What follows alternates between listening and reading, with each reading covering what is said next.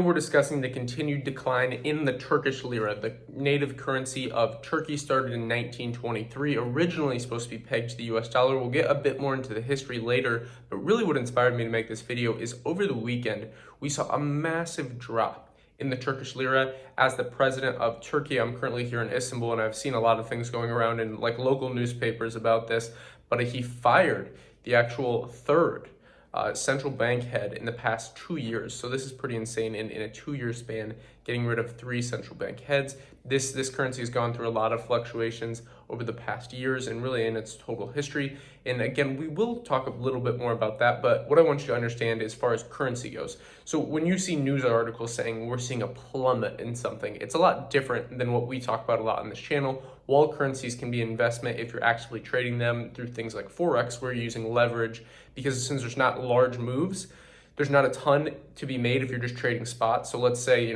for example, the Turkish lira fell at a peak at 14%. So that really, it fell around 10% at this point. It's kind of bounced back a small amount. But really what you want to understand when news articles say, oh, these currencies are plummeting, or like the yen plummets, or the euro plummets, whatever plummets. Again, it's kind of playing this up, because in the grand scheme of things, what really plummeting in the investment space, especially in the blockchain space where it's extreme volatility, where really you don't even have to trade with leverage, you can just trade spots, and I mean, there's 50, 100% moves in a day. So when people are talking about plummeting, I mean, look to other spaces. But again, with currencies, since tons of millions of people just here in Istanbul, it's over 10 million population, use the currency, it's pretty important to understand this. But again, it really matters what you're deriving value in. So that's why I kind of want to talk about currency today. I've considered doing a series on this because I'm just fascinated with it. Like some people are interested in watching Netflix or playing video games in their free time. I'm fascinated by world currencies, economic collapses, different investment strategies, so all these different things. That's really what this channel is about. It's just kind of my interest. Some people think of this as work, but I'd like to think that if you can kind of merge what you're interested in and work, then you can have kind of a well-balanced approach and kind of do what you love. Okay, so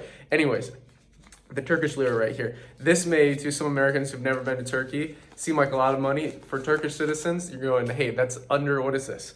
1, 2, 3, 4, 5, 6, 7. Yeah, this is like probably what I will spend on like getting some groceries or going out for a very nice dinner. But at one point in history, each of these were supposed to be backed 1-to-1 to US dollars. And then for a while they actually were.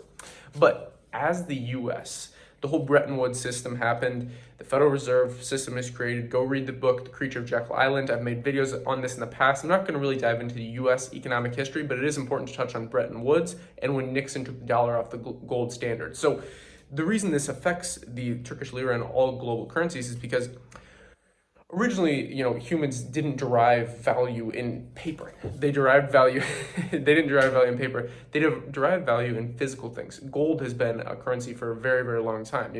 At one point in time, we used seashells as currency, beads.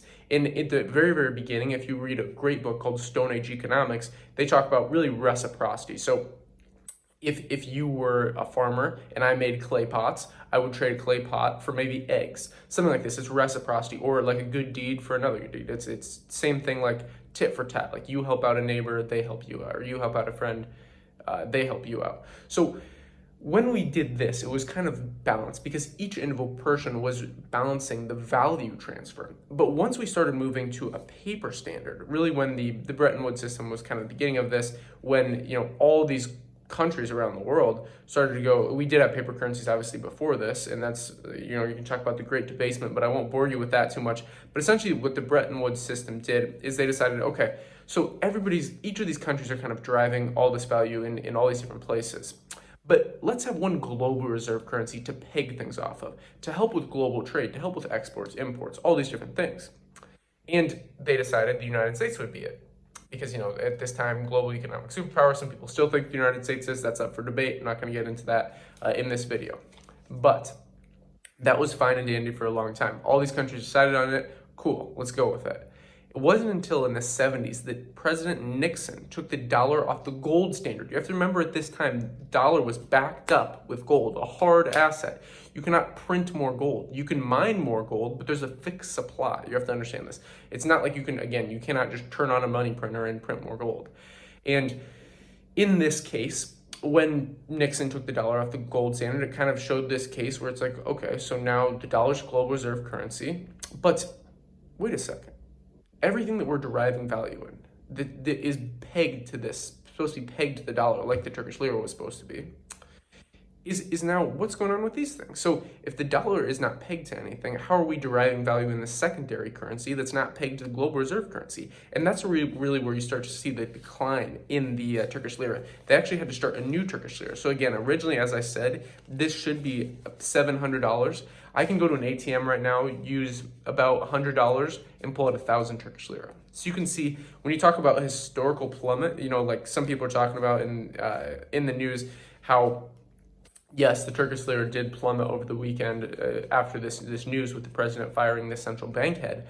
But really, in my opinion, you should always zoom out and look at the bird's eye view of things. Even if you're using the Turkish lira on a day-to-day basis and you're a Turkish citizen watching this, or if you're a United States citizen watching this, it's important to zoom out and go, okay, let me step out of kind of my bubble, my perspective. And this is why I think traveling is great, by the way, and not just going on a vacation somewhere, but actually living there. I've been in Istanbul here for about 2 months.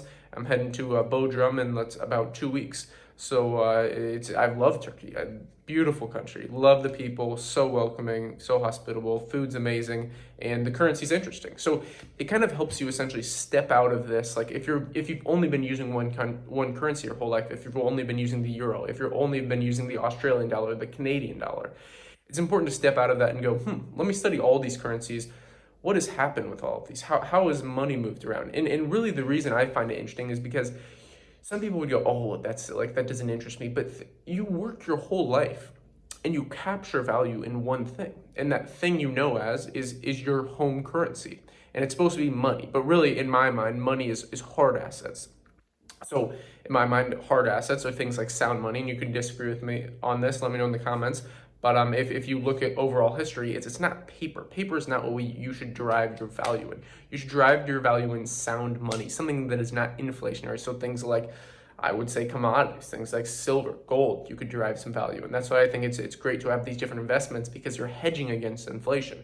And the big issue here, the reason these currencies devalue, the reason that this is not $700, but rather $70 now, is because of inflation, is because when you don't have a hard cap on something, when you can easily increase the supply and the demand is kind of vague, it's just people's day-to-day needs as far as goods and services, it creates for a very bad situation. And that's kind of the history of the Turkish lira here. And it's happened in so many other places. Look at the Weimar Republic. Look at Zimbabwe. Look at Tanzania. There's so many, Venezuela. There's so many cases of this that it's honestly too many to count. But again, I highly recommend you kind of go deeper into this topic, and again, kind of step out of that bubble, go more into looking at global currencies. And as I was saying, the reason that I think this is interesting and everybody should really kind of dig into it a little bit more is because it's really what you work your whole life for this thing that you're essentially capturing the value. So like when you're working at a job, you're essentially solving a problem. Let's say you're working at a restaurant. The problem is he has customers. He needs them to be served. So you're working there to help solve this problem. If you're working in accounting, somebody has a problem, they need this to be solved. They need an accountant. You can apply this to literally anything. So you can kind of break things down in that level.